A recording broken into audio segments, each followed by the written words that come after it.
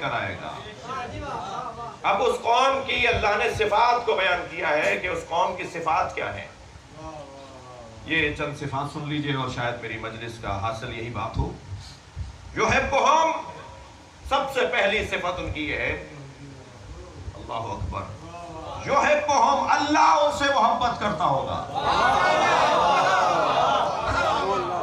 ساری بات ہی ہے بھائی، یہ تو محبت بہت کرتے ہیں، وہ بھی کرتی ہیں یا نہیں؟ میں عشق مجازی میں کچھ دیر کے لیے لے جاؤں تاکہ عشق حقیقی سمجھ میں آ جائے۔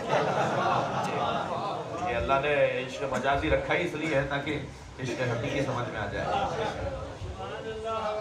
کہنا بھائی شادی کی کتنی تیاری ہے؟ کہنا جی شادی کی مکمل تیاری ہے۔ کیا بات رہ گئی؟ کہنے لگا کہ ابھی میں راضی ہوں، وہ راضی نہیں۔ تو دو طرفہ جب تک بات نہیں ہوگی اس وقت تک تو بات مکمل ہی نہیں ہے نا۔ یحبہم، اللہ ان سے محبت کرتا ہے۔ یحبونہ، اور وہ بھی اللہ سے محبت کرتا ہے۔ اب یہ صفات بیان ہو رہی ہیں اصحاب امام زمانہ کی، اور اصحاب امام زمانہ صرف اور صرف عزیزان گرامی کوئی 17-18 ایسی شخصیات ہیں کہ جو پرانے زمانے کے لوگ اصحاب میں آئیں گے، جسے ہم رجت کہتے ہیں۔ باقی سب ہم میں سے ہی ہوں گے، اور یہ مجلس ہم اسی لیے کر رہے ہیں کہ ہم ان میں سے ہو جائیں۔ ہم یہ اس دروازے سے جڑے ہوئے اس لیے ہیں تاکہ ہم ان صفات کو سنیں، کچھ کوشش کریں، جہاں ہیں ایک قدم آگے آ جائیں، اور ایک قدم آگے آ گئے اور امام کے اصحاب میں شامل ہو گئے تو پھر یہ صفات ہونی چاہیے ان میں کہ بھئی کیا نشانیاں کیا ہیں، نشانیاں بتا دو تاکہ ہم وہ اپنا لیں، اور اپنا لیں گے تو یقیناً شاید، اور یقیناً نہیں تو شاید ہم ان لوگوں میں سے شمار ہو جائیں۔ تو سب سے پہلی صفت تو یہ ہے کہ اللہ ان سے محبت کرتا ہے۔ دوسری صفت ان کی ہے کہ وہ بھی اللہ سے محبت کرتے ہیں۔ یہ جب دو طرفہ محبت ہو جائے گی تو پھر اللہ کے علاوہ کچھ اور نظر نہیں آئے گا، اور اللہ کو ان کے علاوہ کچھ اور اچھا نہیں لگے گا۔ یہ محبت کا تقاضا ہے کہ اللہ جن سے پیار کرے، پیار کا اظہار تو ہو۔ اب یہ اور بات ہے کہ میرے پیار کا اظہار اور اللہ کے پیار کے اظہار میں فرق ہے۔ میں تو اگر بر وقت فرض کیجئے اظہار محبت نہ کروں تو بدگمانیاں شروع ہو جائیں گی۔ آپ اگر مجھ سے بر وقت اظہار محبت نہ کریں تو بدگمانیاں شروع ہو جائیں گی، اور اللہ کی محبت کا ڈھنگ کچھ اور ہے۔ میں اگر فرض کیجئے آپ سے محبت کا اظہار نہ کروں تو بدگمانی، کیونکہ ہم محدود ہیں، وقتی لوگ ہیں، اسی زمانے کے ہیں، اور آج ہی کے ہیں بس، اور ویسے ہی ہمارے مزاج میں عجلت ہے، ہم تو کہتے ہیں آج ہی سب کچھ ہو جائے۔ ہم محدود ہیں، اللہ لامحدود ہے۔ جب ہم محبت کرتے ہیں یا کریں گے تو محدودیت کے ساتھ کریں گے، اور جب وہ محبت کرے گا تو لامحدود کرے گا، اور اس کی لامحدودیت کی موٹی مثال یہ ہے کہ 1400 سال گزر گئے، حسین کی محبت میں اضافہ ہو رہا ہے۔ سلام پڑھیں گے محمد و آل محمد۔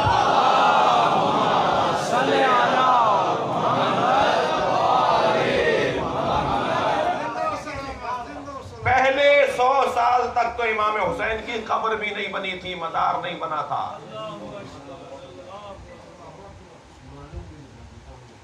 قبر پر اگر ایک چھپرا ڈلوا دیا تھا حضرت مختار نے تو وہ 1 مہینے سے زیادہ نہیں رہنے دیا گیا۔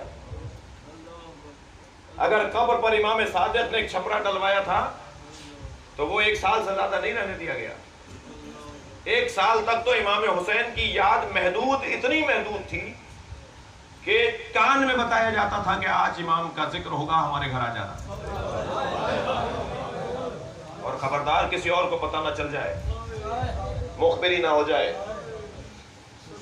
جی جیسے جیسے وقت گزرتا، اب اللہ کی محبت، کیونکہ اللہ لامحدود ہے، تب اس کی محبت کا اظہار بھی لامحدود، اور اس کی محبت کا اظہار ایسا لامحدود ہے کہ کبھی کبھی تو تعجب ہوتا ہے کہ یہ کس کے منہ سے حسین کا نام سننے کو مل رہا ہے۔ اور ویسے عزیزوں، مجھے تو امام کے ظہور کی خوشبو آ رہی ہے، خاص طور پر جو حالات چل رہے ہیں دنیا کے اور ملک کے، مجھے امام کے ظہور کی خوشبو آ رہی ہے، اور دلیل یہ ہے کہ حقائق کھلنا شروع ہو گئے۔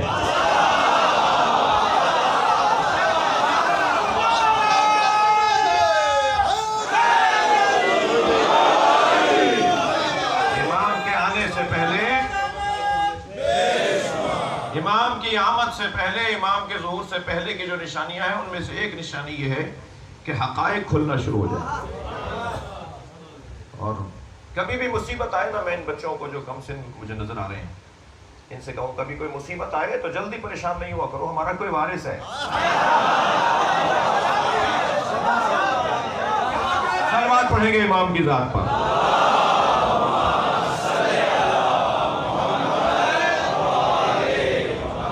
وہ ہمارے ذہن میں خیال ڈالیں گے، وہ ہماری رہنمائی کریں گے. وہ ایک بڑا مشہور واقعہ ہے علامہ مجلسی کے زمانے میں، شیخ صدوق کے زمانے میں، اور پیچھے کی بات. کچھ نام چھپے میں آ گئے تھے تو ایک بڑا عجیب ماحول ہو گیا تھا. تو کہا جی 3 دن کی ہمیں مہلت دیں، ہم امام سے رجوع کرتے ہیں.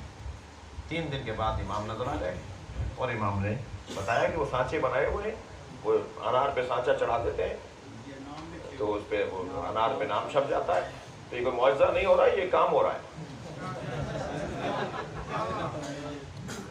عامیانہ سا خطیب ہوں، اسی طرح کے الفاظ بولوں گا. یہ کوئی معجزہ نہیں ہو رہا، یہ کام ہو رہا ہے.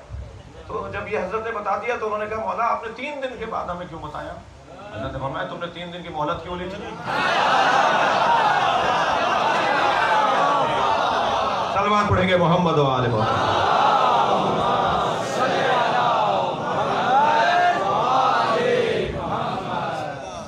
اللہ ان سے محبت کرتا ہے اور وہ بھی اللہ سے محبت کرتے ہیں. توجہ ہے آپ کی؟ ترجمہ پورا سن لیجئے، دیکھیے کہاں تک بات جاتی ہے. اور اس کے بعد ارشاد ہو رہا ہے اللہ اکبر، اذلۃ علی المؤمنین. تیسری صفت. پہلی صفت اللہ ان سے محبت کرتا ہے، دوسری صفت وہ اللہ سے محبت کرتے ہیں، تیسری صفت اذلۃ علی المؤمنین. ان کی صفت یہ ہوگی کہ مومنوں سے غرور نہیں کریں گے، تکبر نہیں کریں گے. مومن سامنے آ گیا تو یہ ایسا ہو جائے گا جیسے اس سے زیادہ کوئی خاکسار ہے ہی. یہ مومنوں سے اکڑ کر بات نہیں کرتے، اور یہ مومن سے اس لیے اکڑ کر بات نہیں کرتے کہ اس کے دل میں فاطمہ اور علی کی محبت ہے. جس کے دل میں علی اور فاطمہ کی محبت ہو اس سے اکڑ کر بات نہیں کرنی. اذلۃ علی المؤمنین، ذلت کا لفظ ہے اذلہ. یہ مومنین کے سامنے اپنے آپ کو ذلیل کرتے ہیں. کوئی اور ذلیل تو کر ہی نہیں سکتا نا انسان کو. انسان کو یا خود ذلت کا سامنا کرنا ہوتا ہے، یعنی خود ذلیل ہوتا ہے، یا اللہ ذلیل کرتا ہے. کسی کی مجال ہی نہیں کہ کوئی اور ذلیل کرے اسے. عزیزان گرامی، کسی کی مجال نہیں ہے کوئی اور ذلیل کرے. بہت سارے لوگ کسی کو ذلیل کر کے سمجھتے ہیں کہ ذلیل کر دیا اسی کی عزت بڑھ جاتی ہے.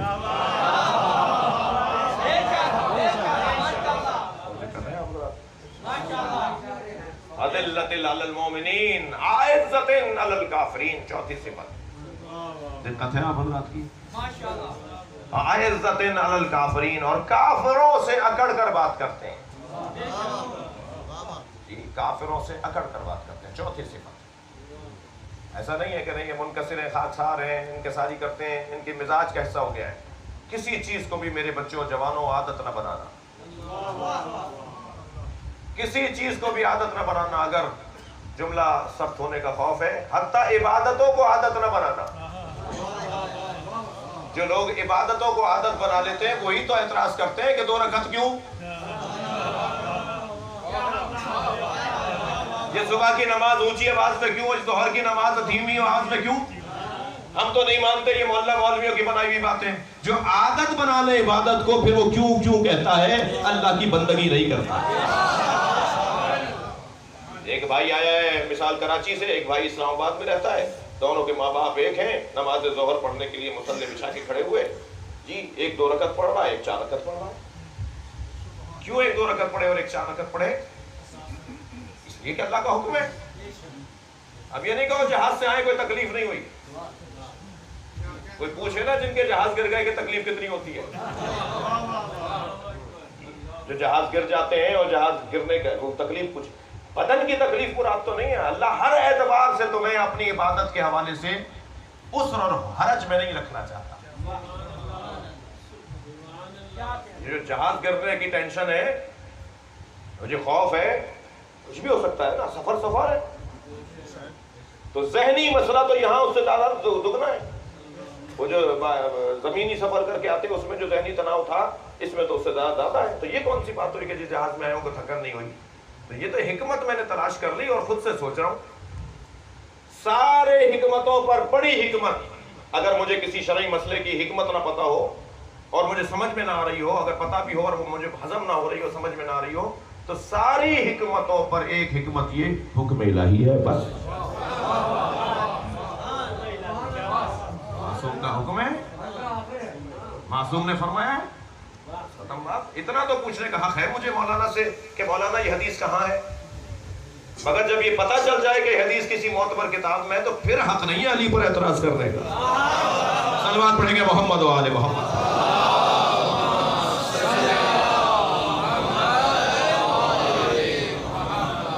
اذلۃ علی المؤمنین اعزۃ علی الکافرین. یہ چوتھی صفت. یجاہدون فی سبیل اللہ، ان کی پانچویں صفت یہ ہے کہ یہ اللہ کی راہ میں جہاد کرنے والے ہوتے ہیں. اور چھٹی صفت لا یخافون لومۃ لائم، یہ ملامت کرنے والوں کی ملامت سے خوفزدہ نہیں ہوتے. کوئی چپتا ہوا جملہ کہے، کوئی احساسات کو مجروح کرے، کوئی خیالات کو مجروح کرے، کوئی حوصلہ شکنی کرے. اچھا کام کر رہا تھا، سب کے سامنے کہا یہ غلط کر دیا تم نے. تو اگر کوئی احساسات کو مجروح کرے اور کوئی جذبات کو ٹھیس پہنچائے تو اپنے آپ کو سمجھاؤ تم نے یہ کام اللہ کے لیے کیا تھا یا اس کے لیے کیا تھا. اگر یہ کام تمہارا اس کے لیے تھا تو پریشان ہونا بنتا ہے، اور اگر یہ کام اللہ کے لیے تھا تو اللہ ہی بتائے گا نا کہ تم سے راضی ہے یا نہیں. ساری دنیا ناراض ہو جائے، اللہ راضی ہے تو ساری قیمت ہاتھ میں آ گئی اور محنتیں وصول ہو گئیں. اور اگر ساری دنیا راضی ہو جائے اور اللہ ناراض ہو جائے تو کیا پایا؟ یہی تو وہ جملہ ہے جو دعائے عرفہ میں امام حسین فرماتے ہیں، یا اللہ جس نے تجھے پا لیا اس نے کیا کھویا. توجہ چاہوں گا امام حسین کے حسین جملے پر، یا اللہ جس نے تجھے پا لیا اس نے کیا کھویا، اور جس نے تجھے کھو دیا اسے کیا ملا. صلوات پڑھیں مولا حسین کی ذات پر.